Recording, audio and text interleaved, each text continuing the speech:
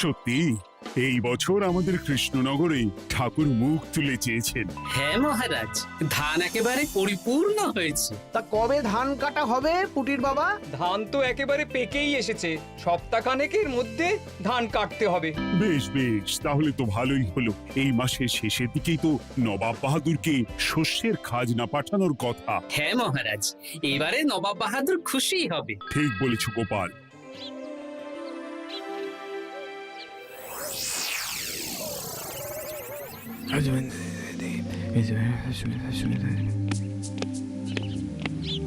প্রণাম খাম্বাজরাজ। ওই তো কৃষ্ণনগরের মন্ত্রী চলে এসেছে।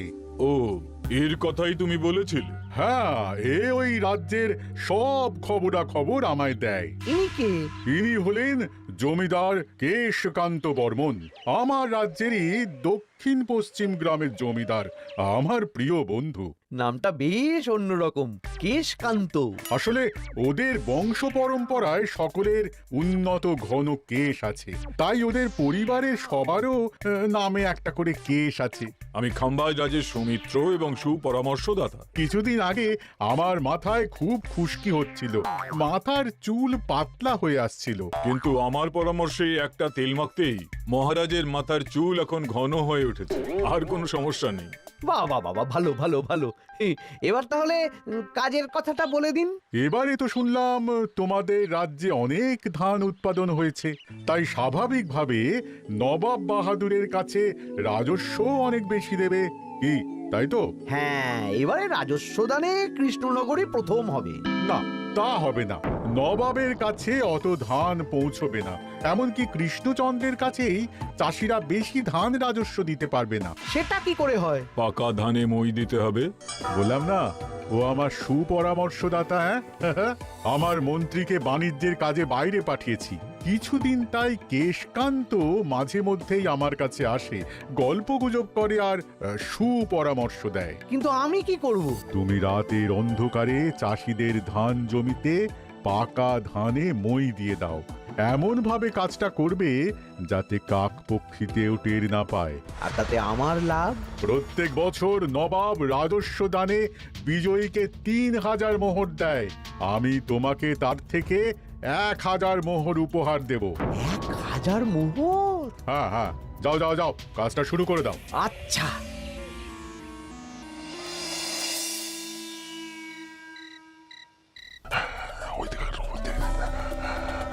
তাহলে আর দেরি কেন, মন্ত্রী মশাই কথা মতো কাজ শুরু কর। হ্যাঁ চল।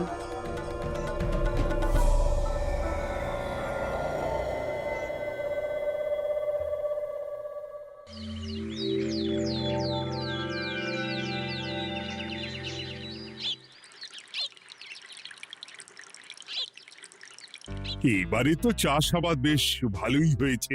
আশা করি নবাব বাহাদুরের কাছ থেকে এবারে আমরাই পুরস্কার পাবো।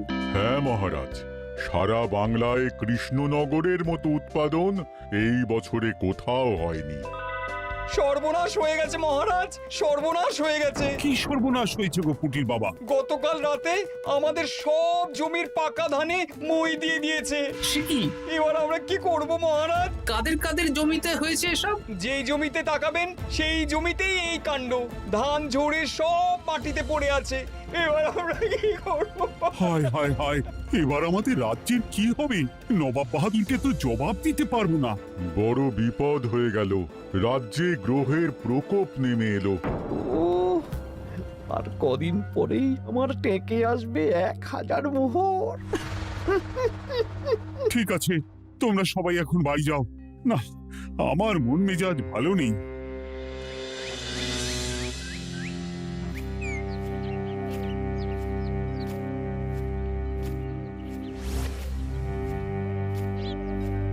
ওগো, তুমি শুনেছো কি হয়েছে? পুঁটির মা হাউ হাউ করে কাঁদছিল গো। হ্যাঁ গিন্নি, পুঁটির বাবা কয়েকজন চাষি ভাইদের নিয়ে রাজসভায় এসেছিল।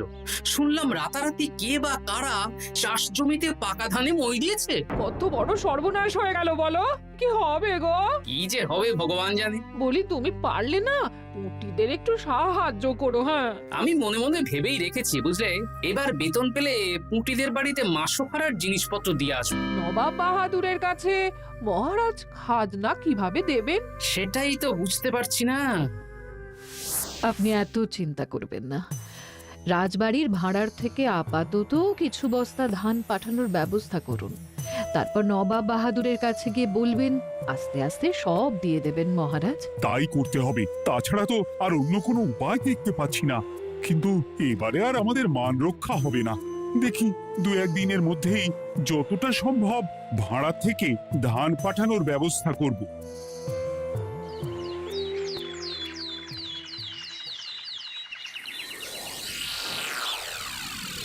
এই বছর 10,000 বস্তা ধান রাজস্ব এসেছে খাম্বাজ রাজ্য থেকে, 7,000 বস্তা ধান এসেছে বর্ধমান রাজ্য থেকে, আর মাত্র 100 বস্তা এসেছে কৃষ্ণনগর থেকে।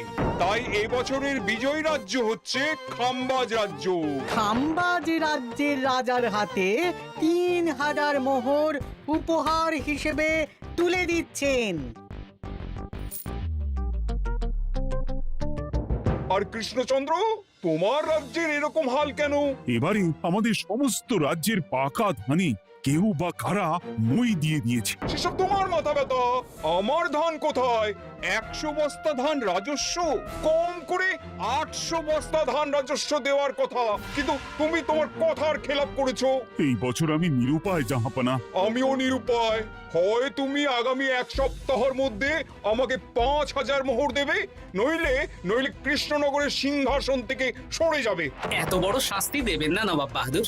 আপনি অন্তত মাস 6 সময় দিন, আবার ধান চাষ করিয়ে আপনাকে প্রাপ্য ধান দেওয়া হবে। বেশি কথা বলছো কৃষ্ণচন্দ্র, তুমি 5,000 নয় 6,000 মোহর 1 সপ্তাহের মধ্যে দেবে। বেটা গোপাল বেশি পাকা, অত কথা বলতে কে বলেছিল? গোপাল, এটা তুমি কি করলে? হায় হায় হায়! সর্বনাশের সময় যখন ঘনিয়ে আসে তখন বিপদের ওপর বিপদ এভাবেই আসে। আমার পাওনা। আরে এখন না, তোমাকে পাঠিয়ে দেব। ওই দেখুন, খাম্বাজ রাজের সাথে কথা বলছে। এখন বেশি কথা বললে কৃষ্ণচন্দ্র আর গোপাল সন্দেহ করবে। চলুন তো দেখি ওখানে গিয়ে কি কথা বলছে। কি কথা বলছো মন্ত্রী? মন্ত্রী আমায় বিজয় অভিনন্দন জানাচ্ছিল। বিজয় অভিনন্দন তো উপহার পাওয়ার সময় জানাতে পারতেন মন্ত্রী মশাই।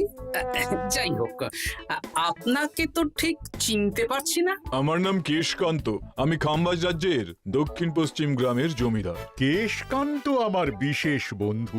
আপনার কেশ নিয়ে বেশ ভাব দেখছি। হ্যাঁ, ওই কদিন আগে তো খাম্বাজ রাজের মাথার চুল পাতলা হয়ে আসছিল, খুশকি হচ্ছিল আর কি। তো ওনার পরামর্শে একটা তেল মেখেই তো খাম্বাজ রাজের আবার ঘন কালো চুল ফিরে এসেছে। কেশকান্ত জমিদার হতে পারে, কিন্তু ওর অর্থনৈতিক অবস্থা তাবর রাজাদের থেকে অনেক ভালো।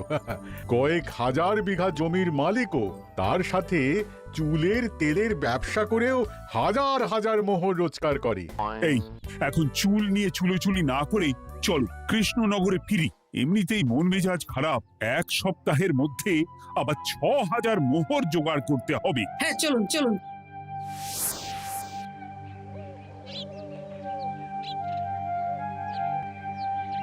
আচ্ছা মন্ত্রীমশাই, আপনি এই কেশকান্ত জমিদারের ব্যাপারে এত কিছু জানলেন কি করে? ওনার সাথে তো আমাদের আজই প্রথম দেখা। হাওয়ায় কত খবরই ভেসে আসে, সেরকম আমার কানেও এসেছিল। সব বাদ দাও।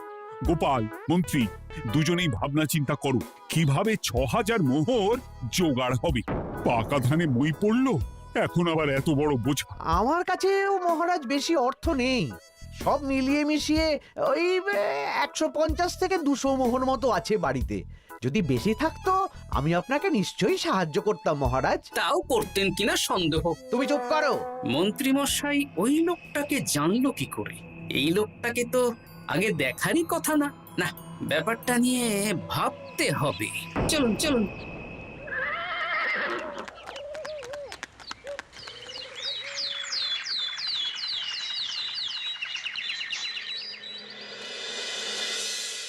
বুঝলে গিন্নি, 1 সপ্তাহের মধ্যে মহারাজকে 6000 মোহর জোগাড় করতেই হবে, নইলে সিংহাসন ছাড়তে হবে।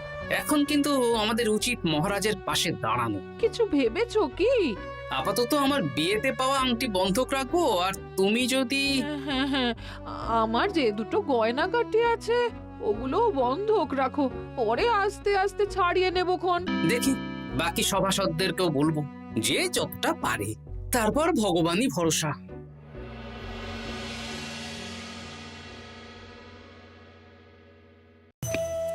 আপনি এত চিন্তা করবেন না মহারাজ। চিন্তা না করে কি আর কোনো উপায় আছে? সিন্ধুকে যা আছে তা দিয়ে 3000 মোহর হয়ে যাবে, কিন্তু তারপর আর কি করব? এবার কি নিরুপায় হয়ে জায়গা জমি বিক্রি করতে হবে? কিছু একটা করতেই হবে। আপনি গোপালকে একবার বলে দেখুন, প্রত্যেকবার যখনই বিপদে পড়েছেন তখন গোপালই আপনাকে বাঁচিয়েছে। দেখি আগামীকাল রাজসভা শুরু হওয়ার আগে গোপালের সাথে ব্যাপারটা নিয়ে আলোচনা করব।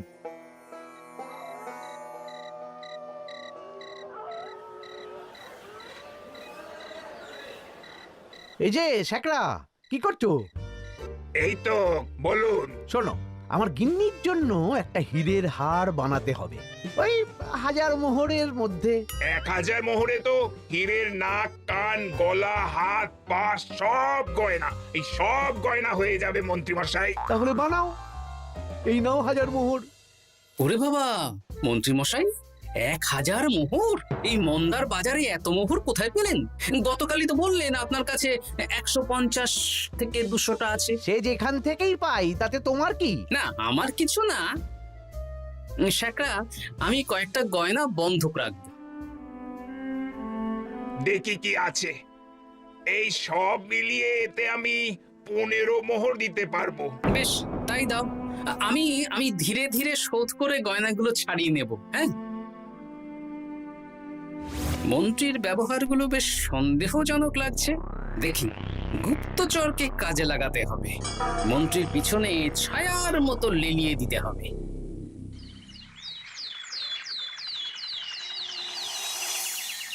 মহারাজ, আমি চেষ্টা করছি আপনার এই মোহর কিভাবে জোগাড় করা যায়, আপ্রাণ চেষ্টা করছি। দেখো, বা আমি 3000 মোহর পারবো, কিন্তু তার বেশি হলে জায়গা জমি বেচতে হবে, হাতে যে বেশি দিন সময়ও নেই। আচ্ছা মহারাজ, দেখছি। তবে মন্ত্রীমশাই চাইলেই আপনাকে 1000 মোহর দিয়ে সাহায্য করতে পারতেন, কিন্তু উনি তা না দিয়ে ওনার গিন্নির গয়না বানাচ্ছেন, হীরের গয়না। এ কি, মন্ত্রী তো কালকেই বলল ওর কাছে 150 থেকে 200 মোহর আছে মাত্র। 1000 মোহর কোথা থেকে পেল? সে উনিই জানেন, তবে তার খবর খুব তাড়াতাড়ি আশা করি পেয়ে যাব মহারাজ।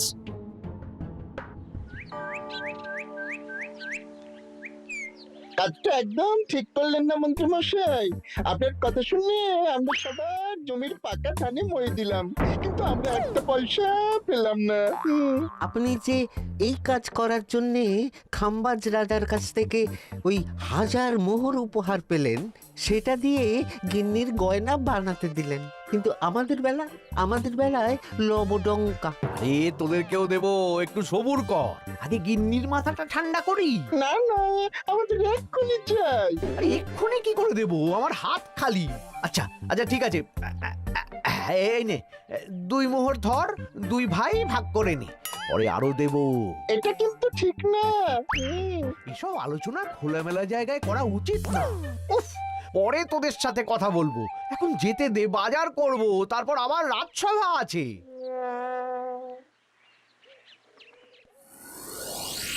আচ্ছা, এই ব্যাপারটা মহারাজকে আর গোপাল দাদাকে জানাতে হবে।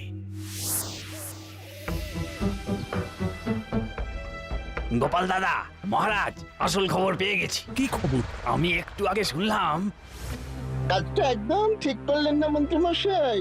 আপনার কথা শুনে আমরা সবার জমির পাকা ধানে মই দিলাম, কিন্তু আমরা একটা পয়সা পেলাম না। আরে তোদেরকেও দেবো, একটু সবুর কর।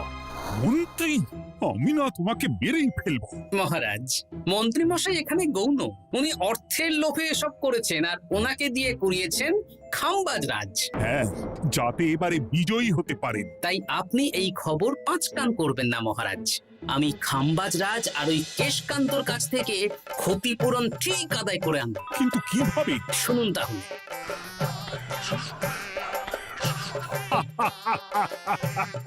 দারুণ বুদ্ধি। তাহলে এখন আসি মহারাজ, কাউকে কিচ্ছু বলার দরকার নেই। আপনি শুধু আগামীকাল সন্ধেবেলা খাম্বাজ রাজের দরবারে চলে আসুন, পারলে নবাব বাহাদুরকেও সঙ্গে করে নিয়ে আসুন। হ্যাঁ,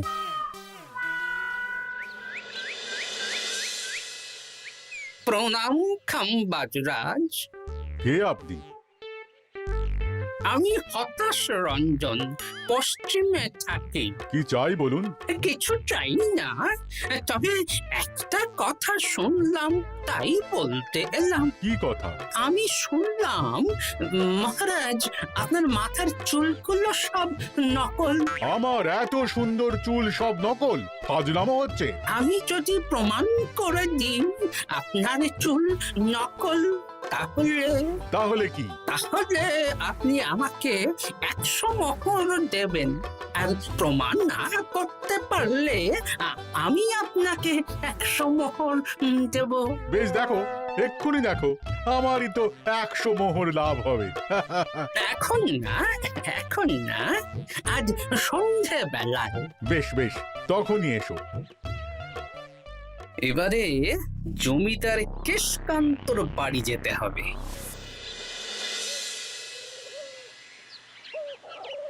জমিদার মশাই বাড়ি আছেন? কে মশাই আপনি? না, আমি হতাশ রঞ্জন, পশ্চিমে থাকি। আমি বিশাল ক্ষমতাশালী লোক। কিসের ক্ষমতা? আমি রাজাদের মারধর করি, চুল ধরে টানি, শাস্তি দিই। এসব কি উল্টো পাল্টা বলছেন? খাম্বাজ রাজ আপনার বন্ধু না? হ্যাঁ, প্রিয় বন্ধু। ওনাকেও আমি আপনার সামনে চুল ধরে টানবো, কিন্তু উনি কিচ্ছু করতে পারবেন না। উনি আপনাকে শুলে চড়াবেন। কিছুই করতে পারবেন না, বললাম না আমি বিশাল ক্ষমতাশালী লোক। বিশ্বাস হচ্ছে না তো? তাহলে বাজি ধরুন, 10,000 মোহরের বাজি। 10,000 মোহরের বাজি? হ্যাঁ, আজ আমি খাম্বাজ রাজের রাজবাড়ি যাব, আর আমার শক্তি প্রদর্শন করব, ওনার চুল ধরে টানা হেঁচড়া করব, ওনাকে আহত করব, কিন্তু উনি আমাকে কিছুই করতে পারবেন না। বেশ রাজি, বাজি 10,100 মোহর দিতে পারবেন তো? হ্যাঁ, আমি বাজি হারলে আপনাকে দেব 10,100 মোহর। দরকার হলে ওই কাগজে কলমে লিখিত পরিত করে নিন। বেশ, তাহলে তাই হোক। কিন্তু হ্যাঁ, একটা কথা, আমি শক্তি প্রদর্শন করার আগে থেকে প্রক্রিয়া চলাকালীন সময় পর্যন্ত আপনি খাম্বাজ রাজের সাথে কোনো কথা বলতে পারবেন না। বেশ বেশ।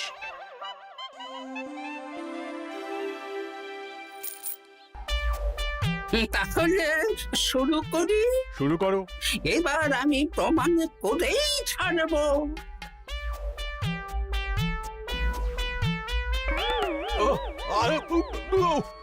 লাগছে লাগছে, বাবারে, লাগছে এই সেরেছে। লাগছে, এ তো সত্যি সত্যি চুল ধরে টানছে। লাগছে লাগছে, বাবারে, বাবা। ওরে বাবা রে বাবা, কি শক্ত! এ কি, খাম্বাজরাজ কিছুই তো বলছেন না? তাহলে কি আমি হেরে গেলাম? না না খাম্বাজ রাজ, আমার ধারণা ভুল, যা শুনেছি তাও ভুল। এবার বিশ্বাস হলো তো? দাও দাও, এবারে 100 মোহর দাও। দিন কেশকান্ত মশাই, আমাকে 10,100 মোহর দিন। এ কি, ও তোমাকে 10,100 মোহর কেন দেবে? ওনার সাথেও তো বাজি ধরেছিলাম। কি বাজি? আপনার এখান থেকে বেরিয়ে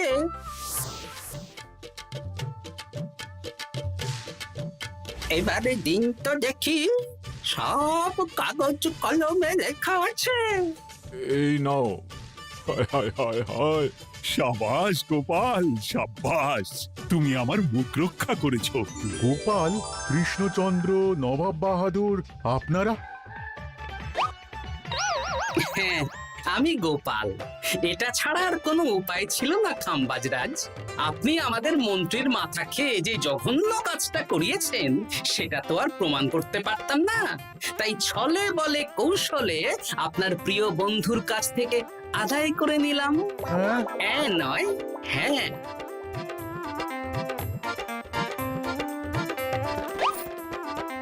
এই নিন মহারাজ।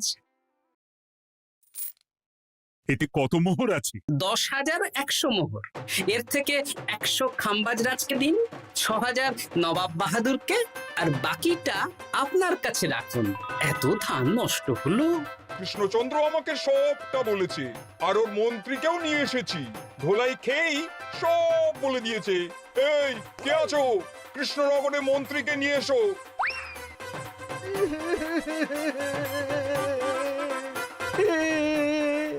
মার খেয়ে আমি সব বলে দিয়েছি খাম্বাজরাজ। উদ্ধার করে তো জাহাপানা, আমাকে ক্ষমা করে দিন। এর কোনো ক্ষমা নেই। তোমাকে আমি কারাগারে বন্দি করব। হায় হায় হায়, সামান্য টাকার লোভ করতে গিয়ে পুরো মাঠে মারা গেলাম।